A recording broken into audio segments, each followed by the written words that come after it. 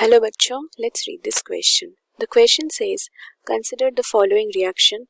Ethanol reacts with PBr3 to give product X. X reacts with alcoholic KOH to give Y. Y reacts with number 1 H2SO4 at room temperature, number 2 water and heat to give product Z. The product Z is option A CH3CH2O CH2CH3, that is an ether. Option B CH3CH2O SO3H. Option C CH3CH2OH. Option D CH2CH2 alkene. तो यहाँ पे हमको question से ये find out करना होगा कि ethanol जब रिएक्ट करता है PBr3 के साथ और X बनाता है product, X in turn reacts with alcoholic KOH, Y बनाता है, और Y जब H2SO4 और वाटर के साथ रिएक्ट करता है तो जो प्रोडक्ट Z मिलता है वो Z क्या है? वो ऑप्शन ए क्या एक ईथर है, या फिर क्या ये एक CH3CH2O SO3H ये है, या फिर ये अल्कोहल है, या फिर ये एल्कीन है? तो ये हमको देखना होगा। तो यहाँ पे ये CH3CH2O SO3H मतलब ये है एक एल्केन हाइड्रोजन सल्फेट। तो हमको यहाँ पे देखना होगा कि ये कौन सा है। तो हम इस क्वेश्चन का की कंसेप्ट देख लेते हैं क्या होगा। तो हमारा इस क्वेश्चन का की कंसेप्ट है organic reactions to identify products। तो यहाँ पे हम रिएक्शन मैकेनिज्म्स देखकर या एक एक करके प्रोडक्ट्स को आइडेंटिफाई करते हैं। तो सबसे पहले इथानॉल का स्ट्रक्चर हम पहले बनाते हैं। इथानॉल का स्ट्रक्चर ऐसा है CH3 CH2 और यहाँ पे अटैच्ड होता है एक OH।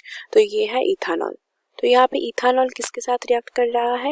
ये रिएक्ट कर रहा है PBr3 के साथ। मतलब इसका स्ट्रक्चर ऐसा होता है, फॉस्फोरस ऐसे 3 ब्रोमीन के साथ बॉन्ड बनाता है, तो इसका स्ट्रक्चर ऐसा होता है।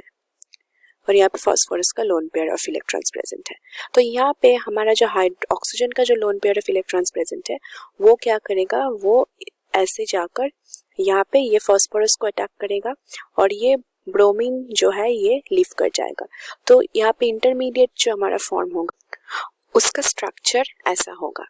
तो हम देखते हैं इसका स्ट्रक्चर, ये होगा CH3, यहाँ पे CH2 और ये ऑक्सीजन हाइड्रोजन के साथ बॉन्डेड है और ये बॉन्ड बना रहा है फॉस्फोरस के साथ, और फॉस्फोरस बॉन्डेड है दोनों ब्रोमीन के साथ और ये ऑक्सीजन पॉजिटिव।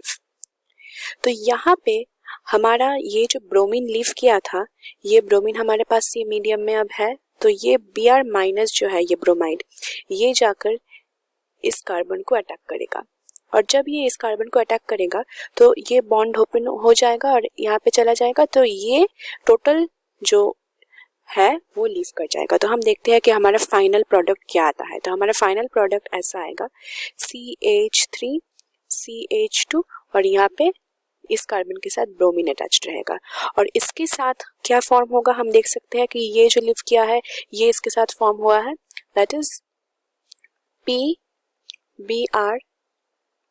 Br और यहाँ पे OH। तो ये हमारा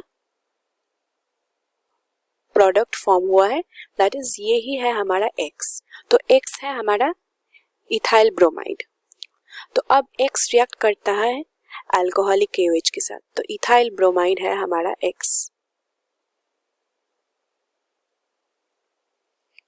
सो ये अब रिएक्ट करेगा अल्कोहलिक KOH के साथ।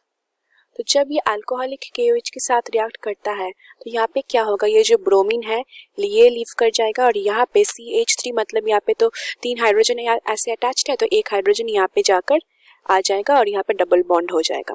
तो ये अल्टीमेटली हमारा हो जाएगा CH2 डबल बॉन्ड CH2। तो हमारा यहाँ से इथीन फॉर्म होगा।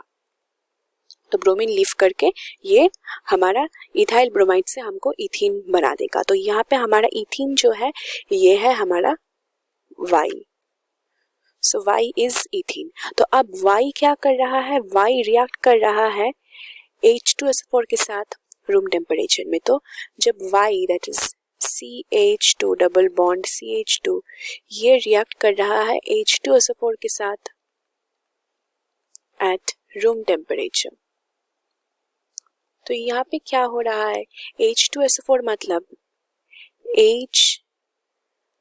H के साथ हमारा यहाँ पे है H+ और HSO4 माइनस वही है H2SO4। तो यहाँ पे HSO4 माइनस जो है इसे हम OSO3H भी बोल सकते हैं। तो O यहाँ पे क्या हो जाएगा, ये इस कार्बन के ऊपर अटैक करेगा, तो अल्टीमेटली हमारा इंटरमीडिएट प्रोडक्ट हो जाएगा CH3CH2 इसके साथ OSO3H।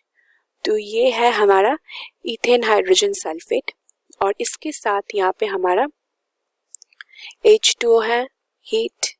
तो यहाँ पे क्या हो जाएगा, ये SO3H ये बाहर आ जाएगा और यहाँ पे H आकर यहाँ पे बॉन्ड बनाएगा। तो अल्टीमेटली हमारा प्रोडक्ट हो जाएगा CH3CH2OH दैट इज इथानॉल। तो फिर से हमको इथानॉल से यहाँ से फिर से इथानॉल मिल गया। तो ये जो हमारा Z है, प्रोडक्ट Z ये है फिर से ethanol. Therefore the correct option is option C. That is the final answer for this question is option C, CH3CH2OH. Hope you have understood it well. Best of luck.